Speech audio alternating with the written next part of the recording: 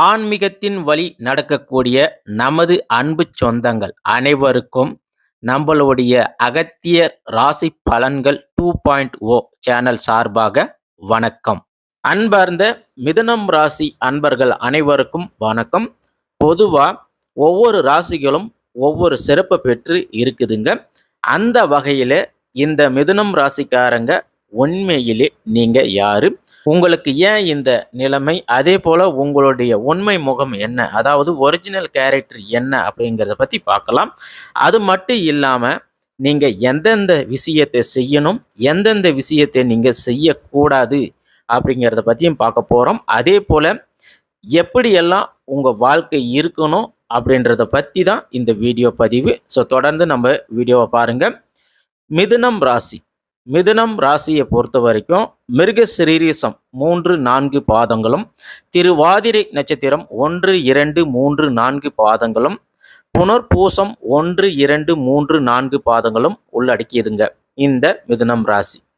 அதே போல மிதுன ராசிக்காரங்க புத்திக்கு அதிபதி, அதாவது உங்களுடைய அதிபதி யார் அப்படின்னு பார்த்தீங்கன்னா புத்திக்கு அதிபதி புதன் பகவான் இருக்கிறார் என்பது உங்களுக்கு எல்லாருக்குமே தெரியுங்க. பொதுவா மிதுனம் ராசிக்காரங்க ஆழ்ந்த அறிவுடன் செயல்படக்கூடியவங்க. அதாவது எப்பவுமே எதையாவது ஒன்று செஞ்சுக்கிட்டே இருப்பாங்க. அதே போல இவங்க என்ன நினைக்கிறாங்களோ அதை தான் செயல்படுத்தணும் அப்படின்னு இருக்கக்கூடியவங்க. அடுத்ததா மற்றவங்களுக்கு நல்ல ஒரு வழிகாட்டியாகவும் ஒரு குருவாகவும் இருக்கக்கூடியவங்க, அதாவது ஒரு கைடா இருக்கக்கூடியவங்க மிதுன ராசிக்காரங்க தான். தனக்கு தெரிஞ்சது மற்றவங்களுக்கு தெரியணும் அப்படின்னு எண்ணம் இருக்கக்கூடியவங்க நீங்க மட்டும்தாங்க மிதுன ராசி அன்பர்களே. அதாவது தனக்கு தெரிஞ்சதை சொல்றதும் அவங்களுக்கு கற்றுக் கொடுக்கறதுக்கும் மற்ற ராசியை விட மிதுன ராசிக்காரங்க தாங்க அடிச்சுக்க முடியாது. இது உண்மைனா நீங்க கமெண்ட் பாக்ஸில் கமெண்ட் பண்ணுங்க. அடுத்ததா கால புருஷ தத்துவத்தின்படி 3வது ராசி, அதாவது 3ஆம் இடம் என்பது ஜோதிடத்துல தைரிய வீரிய ஸ்தானம், இளைய சகோதர ஸ்தானம், தன்னம்பிக்கை ஸ்தானம், அறிவு ஸ்தானம் அப்படின்னு சொல்லப்படுதுங்க. பொதுவா புதன் பகவான் இங்கு உச்சம் பெற்று இருக்கிறாருங்க. அதே போல புதன் பகவான் உரிய தெய்வம் அப்படின்னு பார்த்தீங்கன்னா விஷ்ணு பகவானுங்க. அதாவது புதன் பகவானுக்கு உரிய தெய்வம் விஷ்ணு பகவான். அதாவது மிதுன ராசிக்காரர்களுக்கு விஷ்ணு பகவான் தான் உரிய தெய்வம்.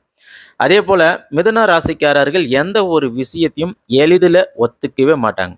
அதாவது எந்த ஒரு விஷயத்துக்கும் அவங்க ஒத்தே வரமாட்டாங்க. அப்படி ஒருவேளை அவங்க ஒத்துக்கினாங்கன்னா அது அவ்வளவு விஷயம் அதுக்குள்ள அடங்கி இருக்கு அப்படின்றது பொருள், அர்த்தம், புரிஞ்சுக்காங்க. அடுத்ததா எங்களை பொறுத்த வரைக்கும் மிதுன ராசியில பிறக்கிறது அவ்வளோ ஒரு பாக்கியம்னு சொல்லலாங்க. கடவுள் கொடுத்த வரன்னு சொல்லலாம். பொதுவா நீங்க எந்த ஒரு சூழ்நிலையாக இருந்தாலும் அதை உங்களுக்கு சாதகமாக மாற்றிக்குவீங்க. உதாரணமா பார்த்தீங்கன்னா நீங்க எப்பயுமே ஒரே மாதிரி இருக்கணும்னு நினைக்கிறவங்க, அதே போல இப்போ ஒரு இடத்துக்கு போயிருக்கிறாங்கன்னா அந்த இடத்துக்கு தகுந்தாற் போல உங்க குடும்பத்தோட நீங்க எங்கன்னா போயிருக்கிறீங்க, அவங்களுக்கு தேவைக்காக உங்களுடைய கேரக்டரவே நீங்க அந்த இடத்துக்கு தகுந்த மாதிரி மாற்றிக்குவீங்க. அந்த குணம் உங்ககிட்ட இருக்குங்க. அடுத்ததா எவ்வளவு பெரிய ஆளாக இருந்தாலும் சரி, யாராக இருந்தாலும் சரி, தலைவணங்க மாட்டீங்க. அதே போல ஒரு பிரச்சனை அப்படின்னா அந்த பிரச்சனையை துல்லியமாக பார்த்து நேர்மையாகவும் நியாயமாகவும் தீர்ப்பு சொல்லக்கூடிய ஆற்றல் உடையவங்க நீங்க மட்டும்தாங்க. அதாவது இது கரெக்டு தான், அவன் தான் தவறு செஞ்சிருக்கிறான் அப்படின்னு போல்டா நியாயமா பேசக்கூடியவங்க நீங்க மட்டும்தாங்க மிதுனம் ராசி அன்பர்களே. அடுத்ததா மிதுன ராசிக்காரங்க ஒரு பொம்பரம் போல ஏதாவது ஒரு வேலையை செஞ்சுக்கிட்டே இருப்பாங்க. அவங்க சும்மாவே இருக்க மாட்டாங்க. வீட்லேயாக இருக்கட்டும், வேலை செய்கிற இடமாக இருக்கட்டும், ஏன் அந்த டைம் வேஸ்ட் பண்ணணும்? சோம்பேறித்தனன்றது உங்களுக்கு பிடிக்காதுங்க. ஏதாவது ஒரு வேலையை செஞ்சு அந்த வேலையை முடிச்சிடணும் அப்படின்னு எண்ணக்கூடியவர்கள் நீங்கள் தாங்க. அதே போல் ஒரு வேலை நீங்கள் சோம்பேறித்தனமாக எந்த ஒரு வேலையும் செய்யாமல் இருக்கிறீங்க அப்படின்னா உங்களுக்கு அந்த நேர காலகட்டம் உங்களுக்கு சனி பெயர்ச்சி, வகர் பெயர்ச்சி அப்படின்னு ஏதாவது ஒன்று நடக்கும். அப்படி நடந்தால் மட்டும்தான் நீங்கள் சோம்பேறித்தனமாக இருப்பீங்க. நல்லா இருந்தீங்கன்னா கண்டிப்பாக சும்மா இருக்க மாட்டீங்க. அதை நீங்கள் அது என்னன்னு கன்ஃபார்மாக நீங்கள் பார்த்துக்கணும். அடுத்ததாக யாராவது உங்ககிட்ட உதவி செய்யுங்கன்னு அப்படி கேட்டாங்கன்னா நீங்கள் கண்டிப்பாக எந்த ஒரு வேலையாக இருந்தாலும் சரி அந்த வேலையை சற்று நேரம் ஒதுக்கி வச்சுட்டு அவங்களுக்கு முதல்ல உதவி செய்கிறதுக்கு தான் நீங்கள் போவீங்க. அப்படிப்பட்ட நல்ல உள்ளம் கொண்டவங்க நீங்கள் தாங்க. அதே போல் உங்களை நம்பி ஒருத்தர் ஒரு வேலையை கொடுக்குறாங்க, ஒரு பொறுப்பை கொடுத்தாங்கன்னா அதை கருத்துவமாக பொறுப்புடனும் செஞ்சு முடிக்கக்கூடியவங்களும் நீங்கள் தாங்க. உங்களை பொறுத்த வரைக்கும் தன்மானத்துக்கு ஒன்றுனா கண்டிப்பாக தலையே போனாலும் தலை வணங்க மாட்டீங்க. ஆனா உங்ககிட்ட யாருன்னா வந்து பிரச்சனைன்னு வந்துட்டாங்கன்னா, 1, 2ன்னு மோதி பார்த்துருவீங்க. பொதுவா ஒருத்தர் ஆலயம் கட்டுறது தான் பாக்கியம் அப்படின்னு இருப்பாங்க. ஆனா அதுவே ஒருத்தருக்கு அன்னதானம் செய்யறது தான் பாக்கியம் அப்படின்னு இருக்கக்கூடியவங்க மிதுன ராசிக்காரங்க மட்டும் தாங்க உண்டு. அடுத்ததா மிதுன ராசிக்காரங்களுக்கு 2வது வீடாக குடும்பஸ்தானமாக கடக ராசி இருக்கிறதுனால, கடகத்தில குரு உச்சம் பெற்று இருக்கிறாருங்க. அதேபோல சந்திர பகவானுக்கு சொந்த வீடு, அதாவது சந்திர பகவானுடைய சொந்த வீடாக இருக்கிறது அப்படின்றதுனால, இந்த இடத்துல குரு உச்சம் பெற்று இருக்கிறதுனால, குடும்பத்தில ஏதாவது ஒரு வேலைய நீங்க தேவைய செஞ்சுட்டும் இருப்பீங்க, வேலைய செஞ்சு குடுப்பீங்க. குடும்பத்துக்கு ரொம்பவே நீங்க அக்கறையாக இருப்பீங்க. ரொம்ப பாசமா பார்த்துக்குவீங்க. குடும்பத்துக்கு ஒண்ணுன்னா துணிஞ்சு இறங்குவீங்க. அதேபோல மனசுல 1000 கவலைகள் இருந்தாலும் சரி, அத குடும்பத்துக்கிட்ட வெளியவே காமிக்க மாட்டீங்க. என்னோட கஷ்டம் என்னோட போகட்டும், என் குடும்பம் சந்தோஷமா இருக்கட்டும் அப்படின்னு வாழக்கூடியவங்க நீங்க தாங்க.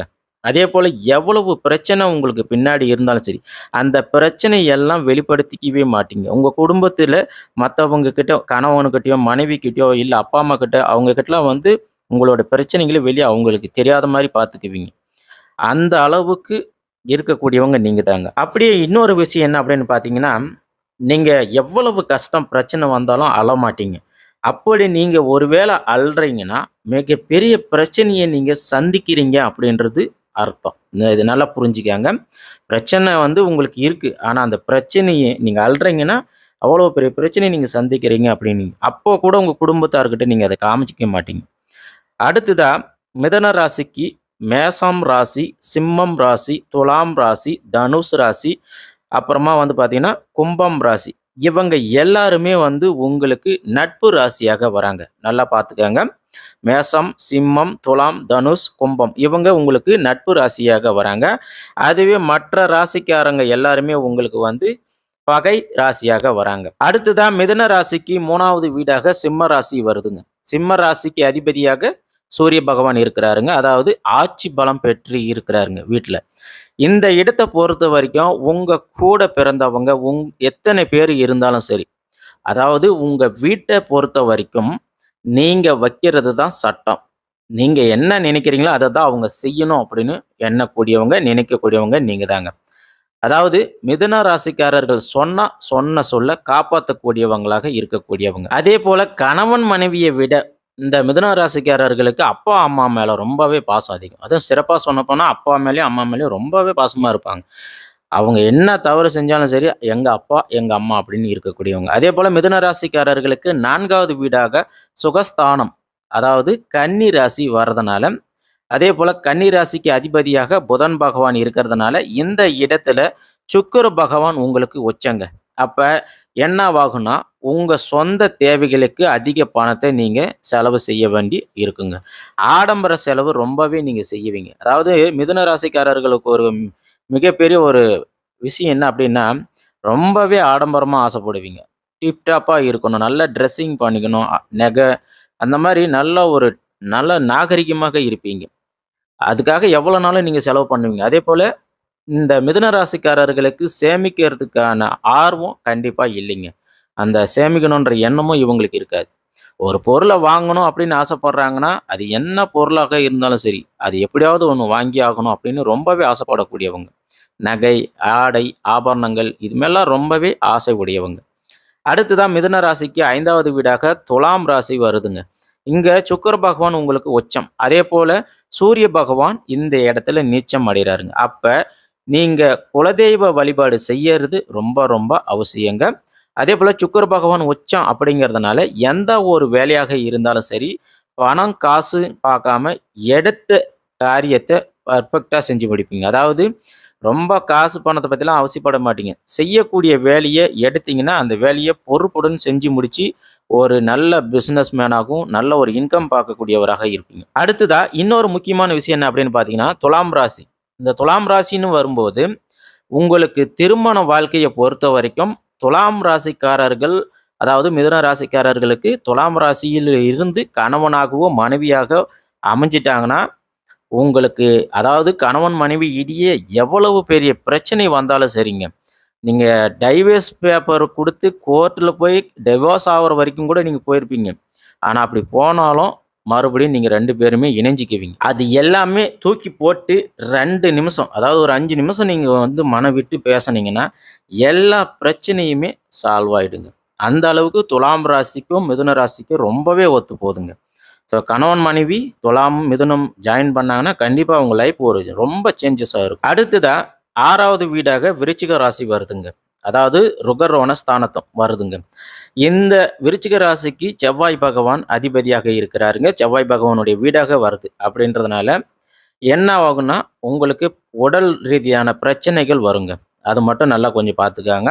ஸோ அதிகமாக உடல் ரீதியான பிரச்சனைகள் வருவதற்கான வாய்ப்புகள் அதிகமாக இருக்கிறதுனால கொஞ்சம் கேர் எடுத்துக்கிறது நல்லது. அதே போல் ஒரு விஷயம் என்ன அப்படின்னு பார்த்தீங்கன்னா, மிதுன ராசிக்காரங்களை பொறுத்த வரைக்கும் உடல் ரீதியான பிரச்சனை இல்லாதவங்க யாருமே இருக்க முடியாது.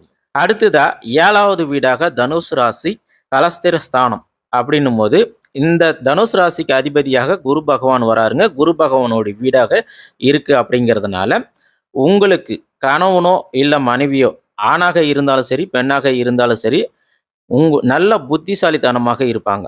எல்லா விஷயத்திலையும் வந்து பார்த்தீங்கன்னா உங்களுக்கு ஒரு சப்போர்ட்டாக இருப்பாங்க. இப்போ நீங்கள் ஒரு பிஸ்னஸ் பண்ணுறீங்க, ஒரு தொழில் வேலை அப்படின்னா உங்களுக்கு நல்ல ஒரு சப்போர்ட்டிவாக இருக்குவாங்க. ஒரு ஹெல்ப் பண்ணுவாங்க. இப்படி பண்ணலாம், அப்படி செய்யலாம் அப்படின்னு உங்களுக்கு ஹெல்ப் பண்ணுவாங்க. உங்களுக்கு இடையே அதிகமாக பொறாமை, ஈகோ குணம்லாம் வந்து இருக்காதுங்க. அடுத்ததான் 8வது வீடாக மகரம் ராசி சனி பகவானுடைய வீடு இருக்கிறதுனால இங்க செவ்வாய் பகவான் உச்சம் பெற்று இருக்கிறதுனால மிதுன ராசி அன்பர்கள் யாராக இருந்தாலும் சரி, மகர ராசி அன்பர்களை வந்து நீங்க திருமணம் செஞ்சீங்கன்னா உங்களுக்கு உடல்நல பிரச்சனைகள் அதிகமாக இருக்கிறதுக்கு வாய்ப்புகள் இருக்கு.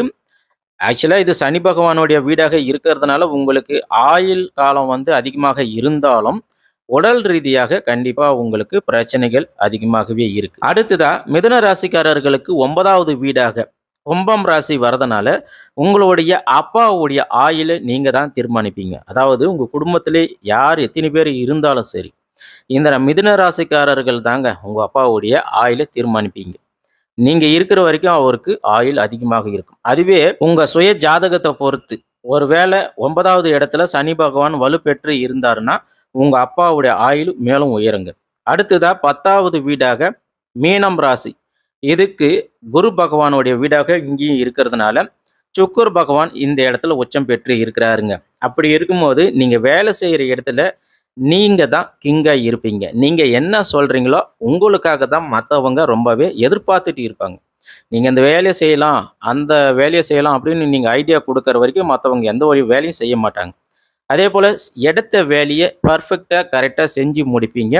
சொன்ன வேலையை சரியான நேரத்துக்கு செஞ்சு கொடுக்கறதுலையும் நீங்க தாங்க கில்லாடி.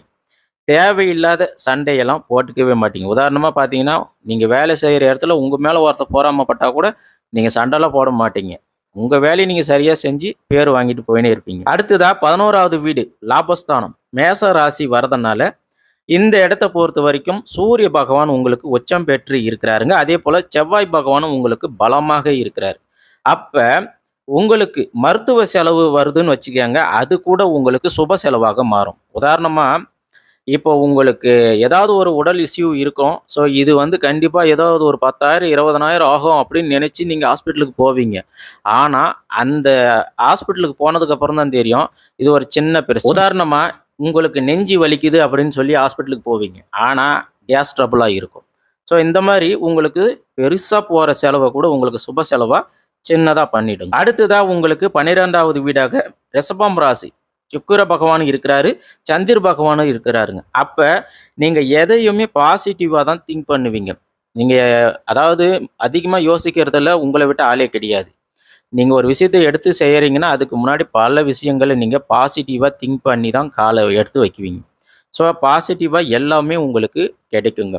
ஸோ மிதுனம் ராசிக்காரர்களை பொறுத்த வரைக்கும் உண்மையிலே நீங்கள் யார் அப்படின்றது நீங்கள் இந்த வீடியோவில் முழுமையாக தெரிஞ்சிருப்பீங்க அப்படின்னு நினைக்கிறேன். அதே போல் இதுக்கு ஏதாவது பரிகாரங்கள் இருக்கா இப்படிலாம் எதனா கேட்பீங்க. கண்டிப்பாக பரிகாரங்கள் அப்படின்னு பார்த்தீங்கன்னா மிதுன ராசிக்காரங்க வாரந்தோறும் புதன்கிழமை நாட்களில் புதன் பகவானுக்கு நீங்கள் பச்சை வஸ்திரம், மறிக்கொழுந்து மாலை இதெல்லாம் நீங்கள் அணிவித்து வழிபாட்டு வந்தீங்கன்னா கண்டிப்பாக நல்லது நடக்கும். அதே போல் பச்சை பயிர் நெய்வேத்தியம் நீங்கள் செய்து வழிபாடு செஞ்சாலும் கண்டிப்பாக உங்களுக்கு நல்லது நடக்குங்க. அதே போல் புதன்கிழமை நாட்களில் நீங்கள் மகாவிஷ்ணுக்கு துளசி மாலை அணிவிக்கிறது மிக உகந்ததாக இருக்குங்க. அதே போல் மிருக சீரிசம் நட்சத்திரக்காரங்க செவ்வாய் பகவானுக்கு செந்நிற வஸ்திரத்தை அணிவிக்கலாம். அதே போல் செவ்வரளி மாலையை அணிவித்து நீங்கள் வழிபாடு செய்யுங்க.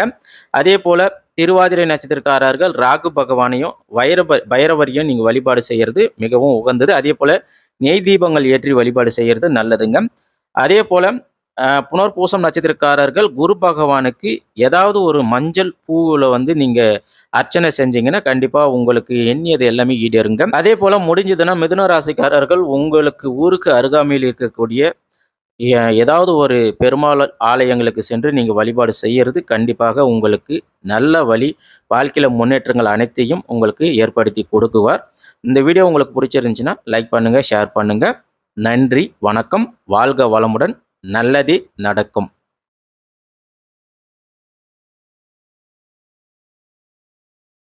இந்த வீடியோ பதிவு உங்களுக்கு பிடிச்சி இருந்துச்சுன்னா மறக்காம நம்மளுடைய அகத்தியர் ராசி பலன்கள் 2.0 சேனலுக்கு ஒரு லைக் பண்ணி சப்ஸ்கிரைப் பண்ணி வச்சுக்காங்க. அப்படியே சைடு இருக்கிற பெல் பட்டனை ப்ரெஸ் பண்ணிக்காங்க. உங்கள் ஃப்ரெண்ட்ஸ் ஃபேமிலிக்கு எல்லாருக்குமே ஷேர் பண்ணுங்க. வாழ்க வளமுடன். நன்றி, வணக்கம்.